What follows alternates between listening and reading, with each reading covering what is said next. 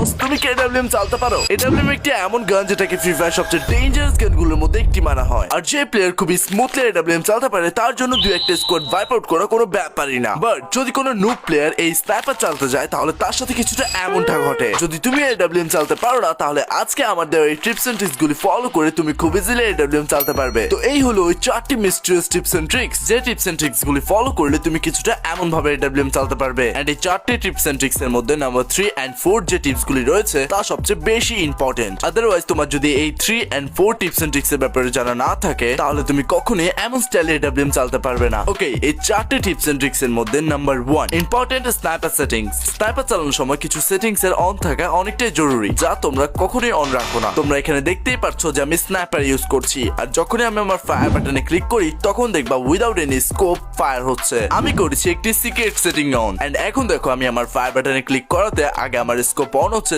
দেন গিয়ে ফায়ার হচ্ছে। Very simple settings. নিজের গেমের সেটিং এ যাও এন্ড কন্ট্রোলে গিয়ে হোল্ড ফায়ার টু স্কোপ কে অফ থেকে অন করে দাও। ব্যাস, এই সেটিংসটি অন করার পর এখন তুমিও আমার মতো ফার্স্ট এডব্লিউএম চালাতে পারবে। ওকে, টিপস নাম্বার 2, ক্যারেক্টার কম্বিনেশন। এখন এই ক্যারেক্টার কম্বিনেশন একজন স্নাইপার প্লেয়ারের জন্য কতটা ইম্পর্টেন্ট একজন স্নাইপার প্লেয়ার ছাড়া আর কেউ বলতেই পারবে না। যদি চালাতে চাও এমন স্টাইলের স্নাইপার তাহলে এক্ষুনি একটি পারফেক্ট ক্যারেক্টার কম্বিনেশন চুজ করো, যে ক্যারেক্টার কম্বিনেশন গুলি ইউজ করাতে তোমার স্নাইপার স্কিল আরো ইমপ্রুভ হয়। স্নাইপার কম্বিনেশনের অ্যাক্টিভ স্কিলে সবসময় রাখবা আইরিস কে। বস, এই আইরিস কে দেখতে যতটা নরমাল মনে হয় এতটা নরমাল এই আইরিস না। এই আইরিস গ্লোয়ালের 8 পার এনিমিকে মারার ক্ষমতা রাখে, আর তার সাথে যে এনিমিকে ড্যামেজ দেয় সে এনিমির লোকেশনও মার্ক করে দেয়, যার কারণে তুমি দেখতে পারবা এনিমিটি আসলে আছে কোথায়। এন্ড এই অ্যাক্টিভ স্কিলের সাথে কিছু এমনও প্যাসিভ স্কিল আছে যা তোমার ইউজ করা অবশ্যই দরকার। দেখা করো এই সাথে, নেম তার লরা। যদি তুমি আসলে স্নাইপার প্লেয়ার হও তাহলে এই লরা ক্যারেক্টারের স্কিল তোমার থেকে অনেক ইউজফুল মনে হবে, কারণ তুমি যখন স্কোপ অন করে যে কোনো এনিমিকে ফায়ার করবে তখন তোমার স্কোপিং ফায়ারের অ্যাকুরেসিকে প্রায় 50% পর্যন্ত ইনক্রিজ করে দিবে। আর